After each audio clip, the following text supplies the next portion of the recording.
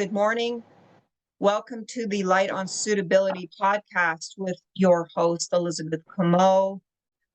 Also, Sean is with us today, Daryl and Michele Garfinkle. We are going to discuss today part 2 of our last podcast, which was overview on insight. And what I wanted to find out from Daryl and Sean and Michele is exactly where would someone start? Because there's one thing to be told you need insight. There's another to try and figure out, okay, well, I sort of have a basic understanding of what that is. Maybe I even don't have a basic understanding.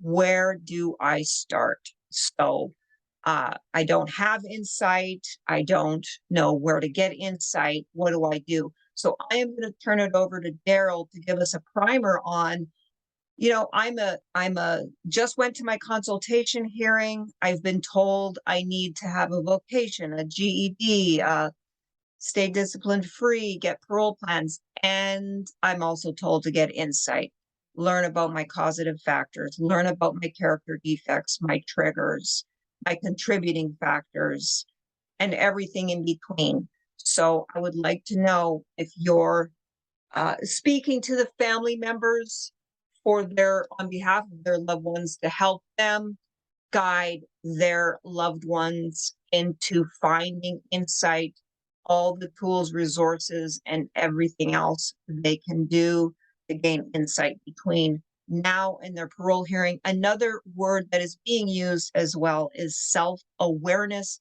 That's the new term that is being supplemented, I guess, not supplanted, but supplemented and used in addition to the word insight now.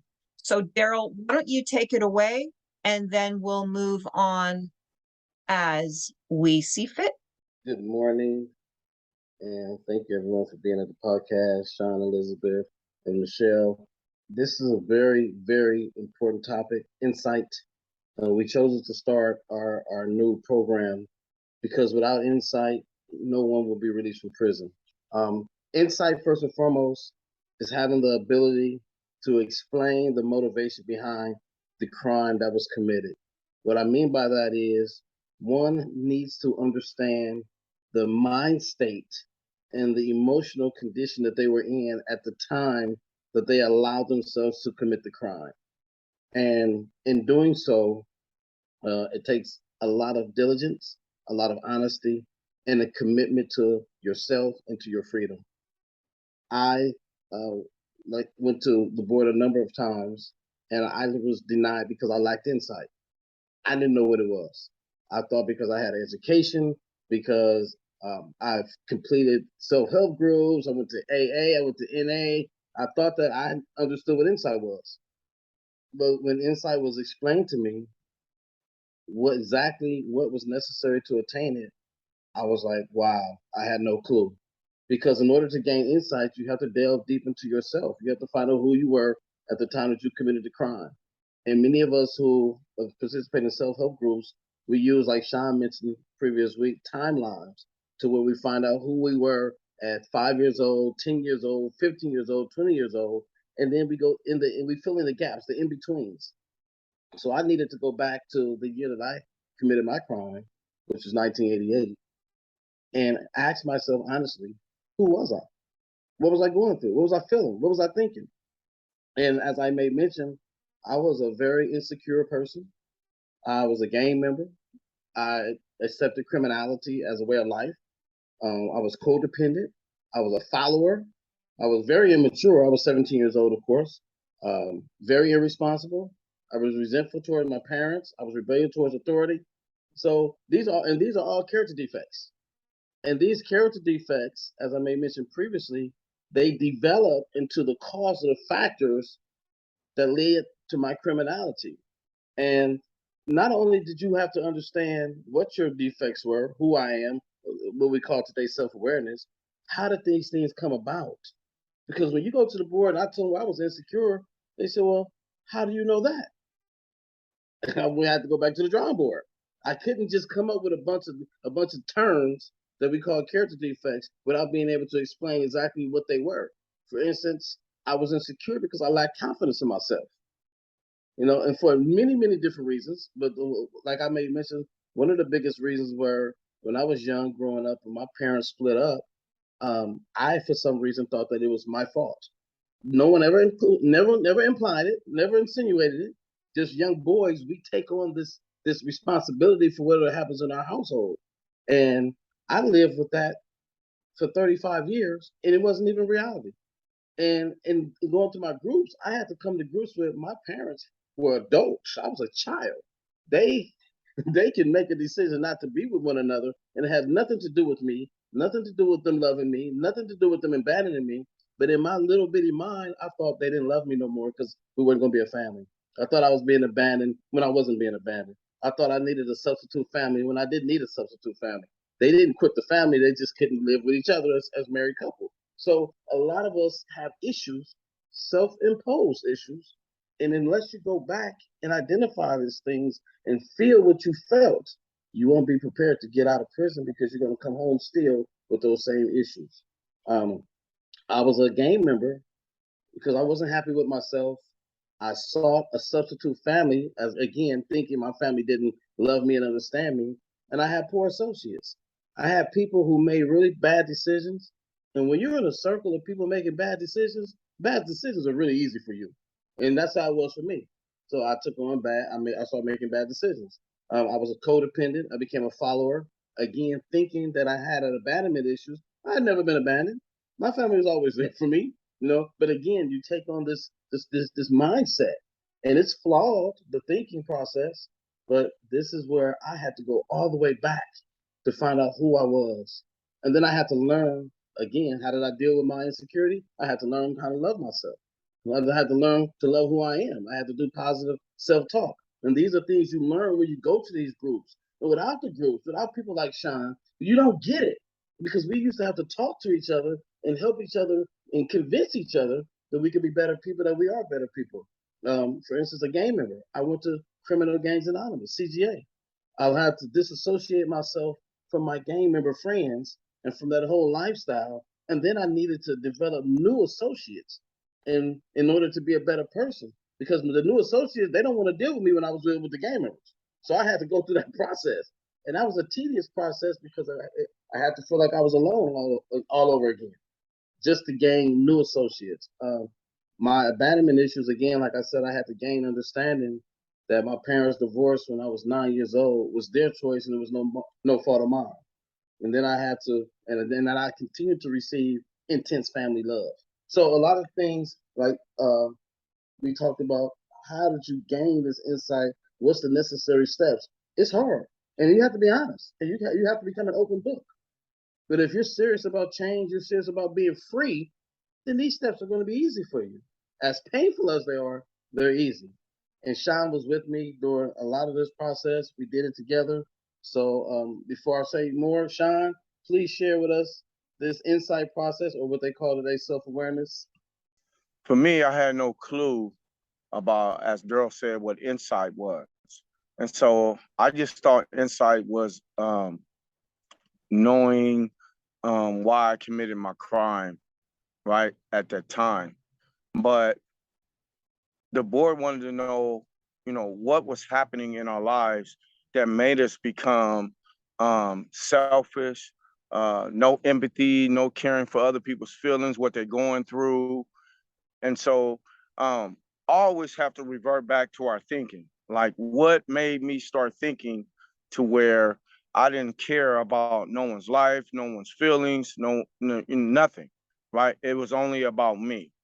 And so as Daryl said, we started going to the groups, CGA, Criminal Anonymous, and different other little groups. We started learning the inside. We started being around different people. And so going back, for me, I had to go back as a child, not making no excuses, not blaming anyone. But when I went back into my childhood, growing up with a stepdad who was very abusive. He used to beat me and my mom like maybe 3 to 4 times out of a week. And And then eventually, I seen my older brothers were in the gang, and then growing up in the streets of Compton, I decided to get into the gang for protection. And so as I got into the gang for protection, it was only to bring some protection for me and my mother. But what I didn't realize is that the gang was going to bring other things with it. And that was doing criminal behavior, right? And so when I got into the criminal behavior, though my mom raised me not to be like that, in order to survive in the gangs, I had to, do what they did. And so as I started doing that, I became numb to people's feelings. I became numb to my own personal feelings, right? And so going back, searching and looking into my life, starting from the childhood all the way up, I realized that I became numb because of the gangs. I became numb to be able to survive out there in that world. And then I started looking at my mother. And so as I looked at my mother on how she raised us when we finally left my stepdad, like there would be kids out in the street, in the neighborhood at school or whatever. And I was a little bitty short guy. So off the top, I had a little man complex, right? It was like all the kids wanted to pick on me because I was smaller than them. So I felt like I had to prove something. And then my mother would come out and force me to fight. And so when I looked at that, I was like, wow, not blaming my mother, right? But understanding that my mother did that because of what we both experienced with my stepdad. And so I understood that she was just trying to make me tough to where I'd be able to defend myself because of so much of what we went through. But by my mother sending me out there and making me fight the other kids, I became ruthless, right? I became heartless. I became to where I didn't have no empathy for other people. I really didn't want to look at that because I'm a mama's boy. I love my mother. It was just me and her. She was a single parent. And to admit that, I felt like that I was demeaning my mother. I was putting her down, right? I was saying she wasn't a good mom. She raised me wrong. But that's not what that means, right? All that's saying is that this is where it started from. And my mom did the best that she could at that time, being a young lady, for she was a child when she had me. And so when I was finally able to, admit that, talking to Daryl, as we sat in there at our jobs, talking to each other, preparing each other for the board,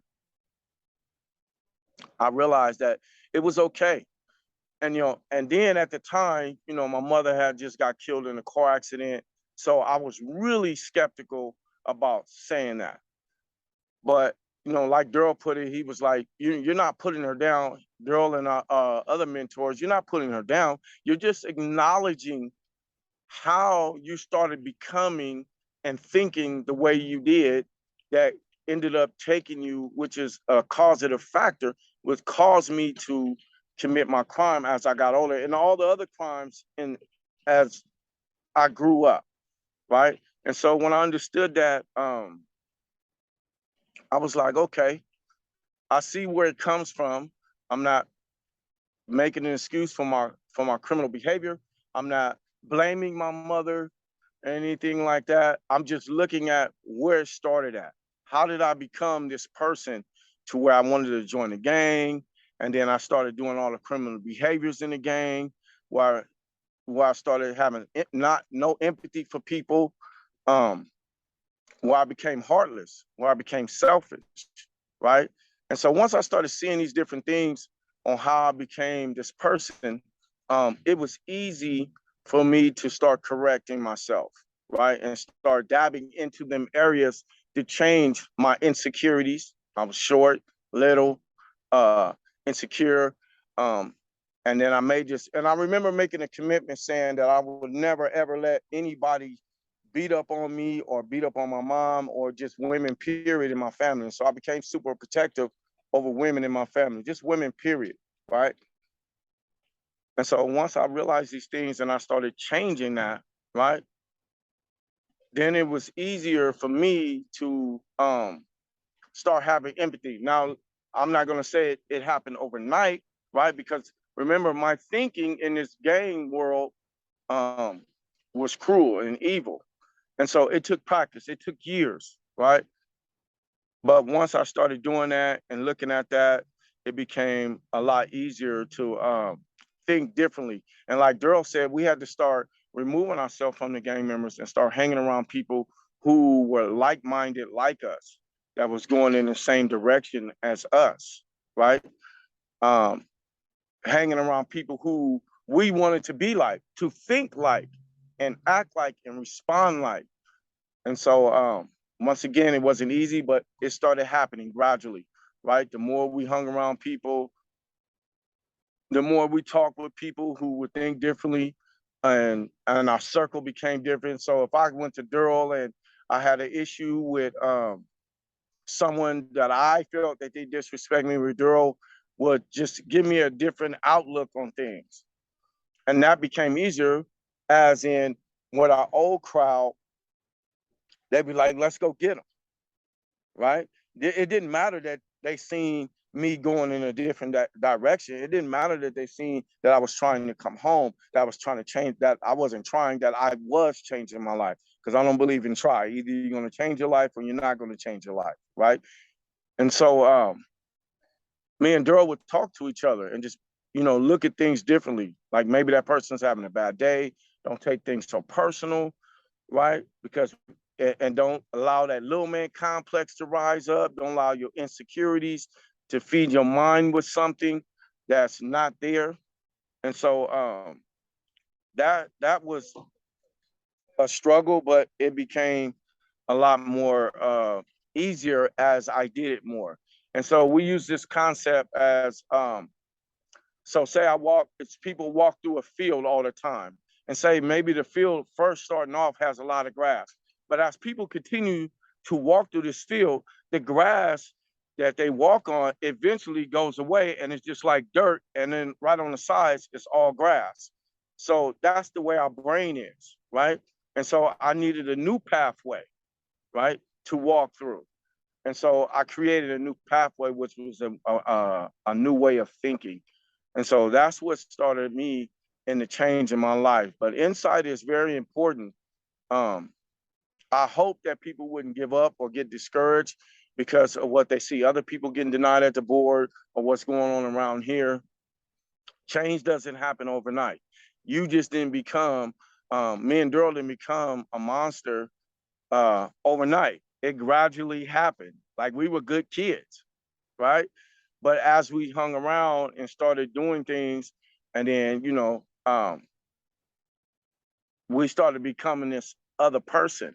And it's the same way when you start changing your life and start going in a different direction. It doesn't happen overnight. And so I look at when circumstances come upon us, right? It gives you, it's not a test. Me and Daryl used to tell the people in our groups, it's not a test, right? That person is not testing you, right? It is an opportunity for you to use the knowledge that you have learned in these groups and that you have received from other people, right? And so when it came to me and Daryl like that, it was like, oh, okay. Because my brain didn't think, oh, he's testing me. He's trying me, right? I didn't think like that. Me and Daryl thought, okay, this is an opportunity to show my growth, right? To show me where I'm at in my life, right? To show me, where I'm going. And so we would take that as not a test, but an opportunity, like I said. And so that became easier. And I hope that that little piece of information, that nugget, that I'm saying, will become easier for people when things happen, that it's not a test. Because we seem to plex up when we're being tested.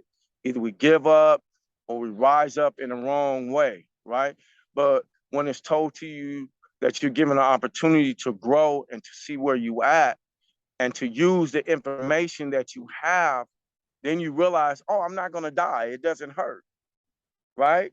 It actually makes you feel good when you pass it. And you might not pass it completely, but that's okay because it shows you where you at and what you need to work on, right? There's incidents that me and Daryl got into with people. Now, normally we would do some crazy stuff with them, but we didn't. We might have had verbal, right? And spazzed out a little bit, but we didn't put our hands on them. We didn't hurt them in a physical manner. It might have hurted them in an emotional, right? But we didn't hurt them. And so that right there was still growth for me and Daryl, because we would have once done this and now we didn't do that. We done this. And so it just showed us where we need to work at, right? And that was okay because information, pain is information. A lot of us are scared to look into the dark corners of our life, right? But when you look into them dark corners and you cut the light on, you get to see. Because if you don't see in that dark room, you start running into things, right? You'll bump over things, hit a couch, stub your toe. And so that was some of the things that we were doing in life. We were stubbing our toe. We were bumping into the couch or into the table, right? These are downfalls that we were having in our lives. But when we cut on the light, I was able to navigate all through the house without running into things. And that's how you do. You're able to navigate through life without getting in trouble.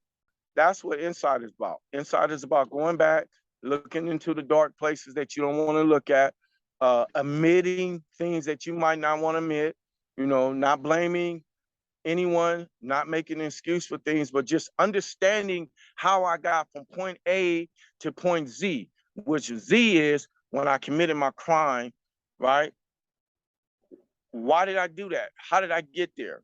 How did I not have empathy? How did I not care about that person's feelings and the domino effect that it had on that person and their family and their friends, my family, my friends. And so that's basically it, with Insight, just paying attention to them things and going back. Don, just add to that, going inside, figuring all that out. How do you get there? Meaning that's all a very good overview of what you're trying to learn, but what are the nuts and bolts of doing that? I'm sitting here in myself wondering, okay, I was told to get insight. I'm told to get deeper. I'm told to figure out the motivations. I'm told to find out who I was. Where do I start? Where do I go? What do I do? Okay, so for what I did, first of all, I went and found people who were in groups, right? And so I start pulling up on them, walking up to them, introducing myself, and then just start inquisiting them with questions about how did they change their lives. And so I started joining this group, joining this group, joining this group, and I started getting information, right?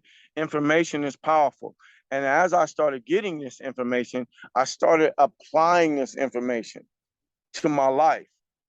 And I started hanging around different people, a different crowd. I started reading books, right? People would give me different books to read, right? I would highlight the books, read it, go back, read it again, go back, read it again, doing different things to start changing my thinking.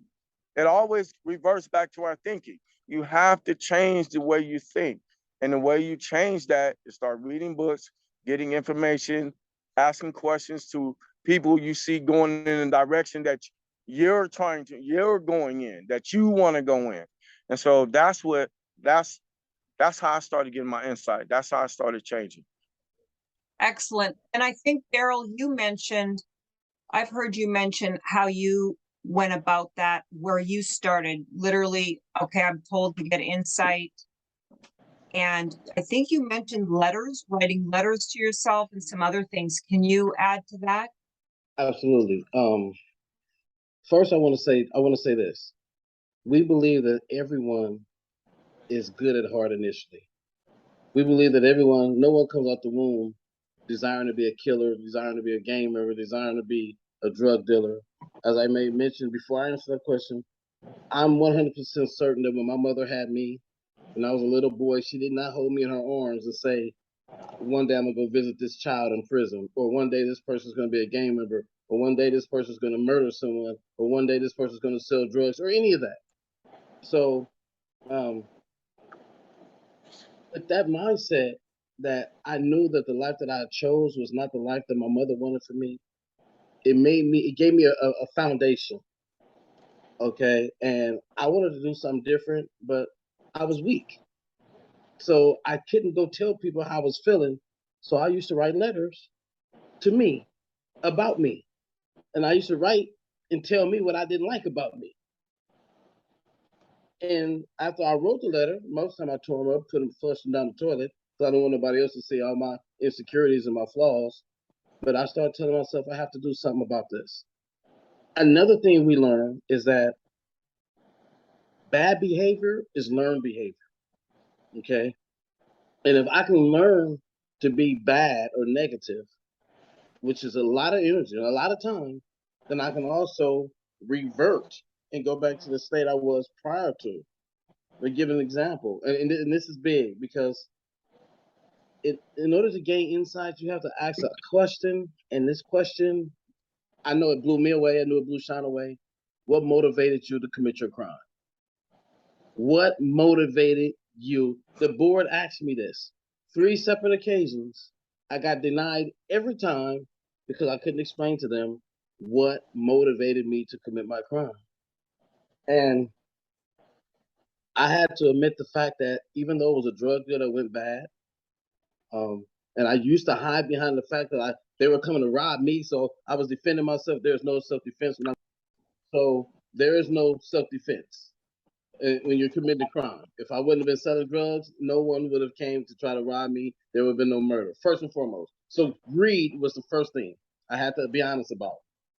And then I had to think about, I wanted to be accepted by so-called tough people. Like most people in prison, you want to be accepted by some people. And who are those people? Once again, those poor associates. Those poor associates encouraged me to become a gang member and helped me to accept the criminal lifestyle. All this is the motivation.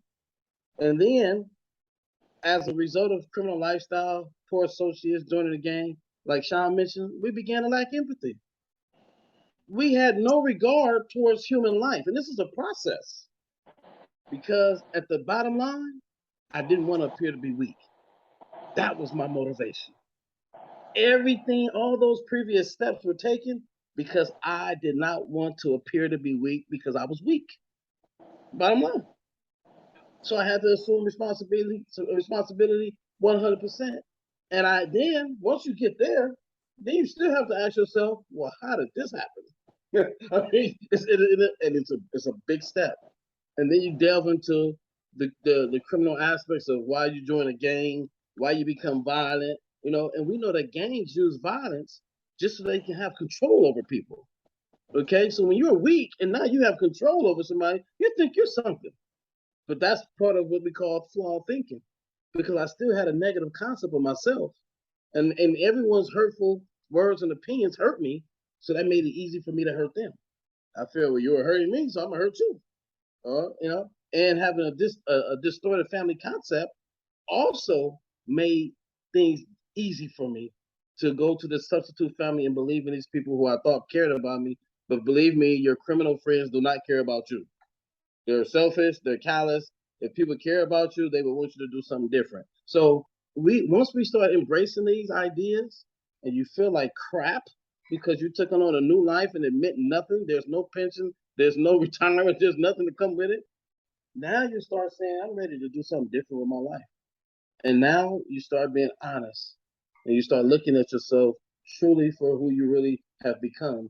And it's not a good guy, as Sean was mentioning. So these are the steps. And believe me, the letters that I was writing to myself, I was just nice to myself when I was just talking right now. The letters that I wrote were honest, open, and it made me feel like I needed to feel in order to change my life. And it wasn't a good feeling. Let me see if Michelle's around. I'd like to check in with her on how she uncovers, number one, whether or not her clients have insight, need more insight, and what she advises on where they should start to find out more about that. So I start with a lot of what the guys are saying. So for me, it depends on if my client has already done some self-help or has not done self-help and what their views are on it. So for guys that have never done any self-help, they can do worksheets that I supply in the packets that I send to my clients to help start working on that. There's also correspondence courses I recommend to help them start working on it, like Connecting the Dots from Life Support Alliance. And then there's some other programs that also have insight courses. There's the Mindful Kindness program, and I believe PrEP has one also. But the letters to yourselves, the timelines, those types of things are important. For me, when I have a period of time to work with a client, I'll ask them to either write out their version of the commitment offense and send it to me, or we'll talk about it verbally depending on our time constraints. So we can start kind of going through that and asking the same why questions and what the motivations were. But that's normally where I start with, is what their attitude is about their commitment offense. And then looking at what programming they've taken so far and if they've gotten, a good amount out of it. Thanks, Michele. I also want to add, Elizabeth, what Daryl said about how he was writing letters to himself about what he didn't like about himself. So that was one of the exercises that we would have people doing, that we did, me and Daryl. But we also wrote an exercise about what we did like about ourselves. And what we found out is that we can write a lot of things that we don't like about ourselves. But when it came to writing about what we liked about ourselves, it was very few. Like in our class, it was like maybe 10 things, if that, maybe 5, that people can write down on what they liked about ourselves. But when it came to what you didn't like about yourself, well, that list was long. That was to show us, how we didn't look at ourselves. Like, because there was a lot more. We just couldn't think like that because we were just so focused over here on the negative, right? And we didn't look at ourselves in this light over here. So I wrote a lot of things that was negative about me.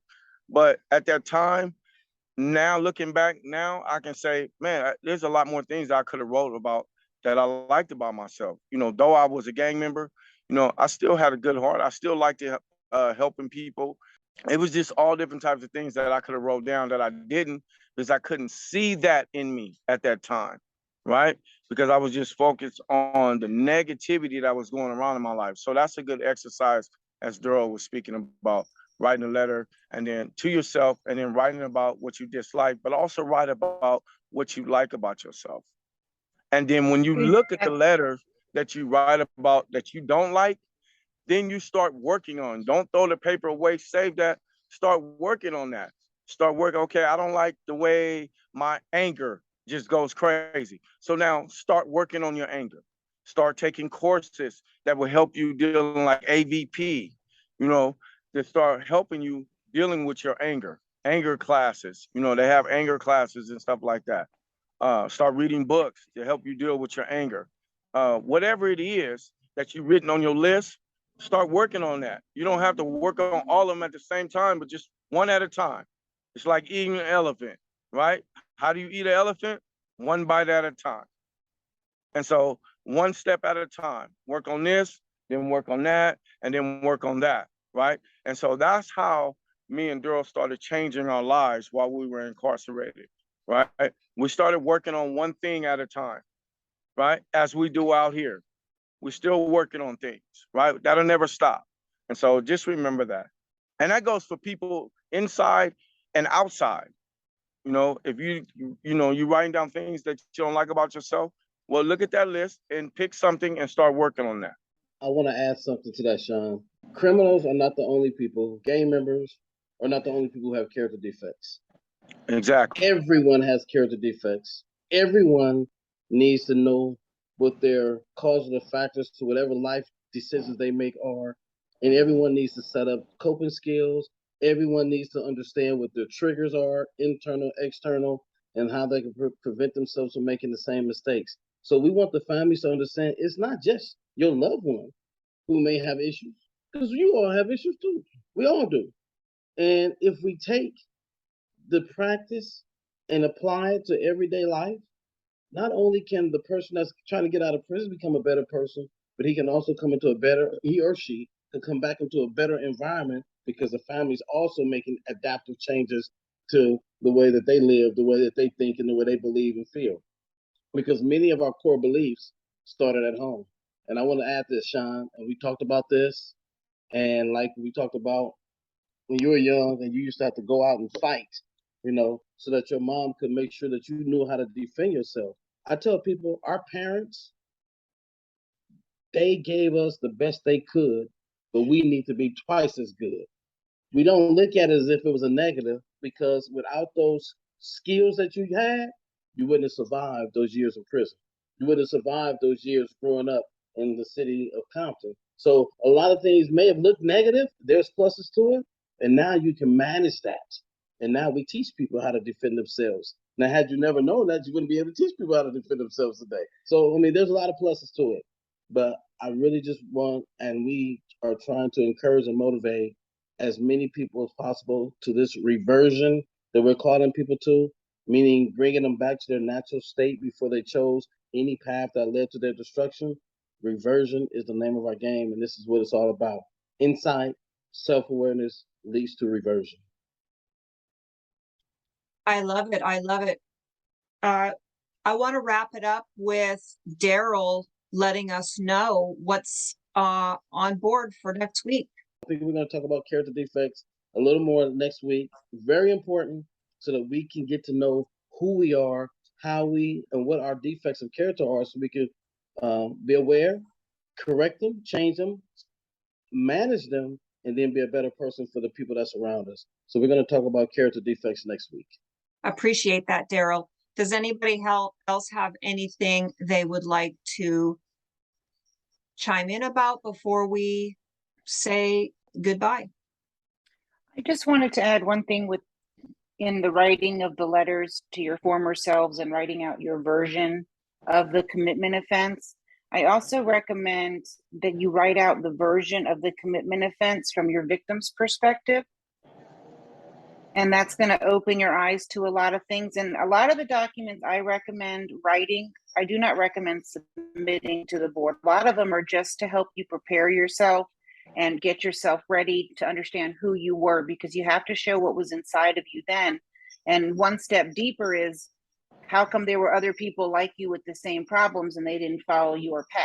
So that's why it helps to keep going and writing yourself letters, writing out your timeline, writing out what happened from your view, writing out what happened from your victim's perspective as you can imagine it. And then, of course, you have the official version. And so that's how you're going to learn about yourself, to find out what was going on. It's a lot of self-reflection. And to chime in on that,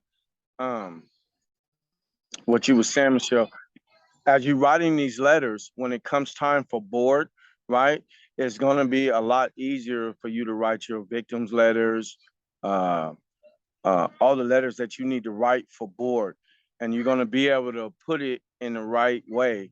Because that was another big thing, that writing your victims' letters, right, or writing your remorse letters, right. There's a certain way that you have to write that without re-victimizing the family members or your victim if they're still alive, right? And so that's important, that writing, as you're doing that, right, you'll become more familiar on how to put your board packet together, and writing your remorse letters, your closing statements, right, things like that. And so I also recommend that you get somebody who knows how to write these type of letters to educate you on that, because me and Daryl seen a lot of people who wrote letters, and them letters, and even me, right, it seemed like I was writing the letter, but I was being selfish. It was about me, instead of more about the victim, right? I was talking more about me instead of the victim. And so that's very important, that you learn how to write these, because if you write these letters and then you try to submit them to the board or whatnot, and it looks like you're being selfish and you're just talking about you, right? Because it's not about you, it's about the victim, right? When you're writing your remorse letters to your victim, and when you're writing your closing statement and stuff like that. So that's very important to learn how to do that, because then it looks like you're arrogant, narcissistic, you know, and you really don't have no empathy and nothing. So that's very important to learn how to write the letter. So doing that will help you out, but also get someone, to your attorney, you know, guys that you know that already did their letters and wrote them before. That's good. That the board complimented them on. That got a date or something like that. Start doing You that. can also, I recommend on top of what Sean said is, definitely ask your lawyer to look over it. You can read it to your lawyer over the phone. You don't have to mail everything to your lawyer. You Right. can say, hey, can I read this paragraph, or can you send it on the tablet? If I send you this paragraph, what does it sound like? But you can also now send your remorse letters to the Office of Victim Services again, so that if your victim ever actually wanted to see it, they can. So the Life Support Alliance, LSA, they put out the California Lifer newsletter. They have the Amends Project, and they actually discount you if you get it with that Insight program, Connecting the Dots. But they will go over your remorse letter. They'll give you feedback, and you want objective feedback, because you know what you're trying to say and what you meant to say. But sometimes it doesn't come across that way when somebody else reads it. So like Sean said, find somebody you trust, or someone that's really objective to read it, not someone that's going to say, yep, that sounds good. And never, ever, ever ask for forgiveness. That is not your place. Thank you, Michele. That was beautiful. That was Thanks. excellent, excellent. So thanks, everybody. So we'll see you next week, and we're going to talk to our audience about all of our character defects. Yes, indeed.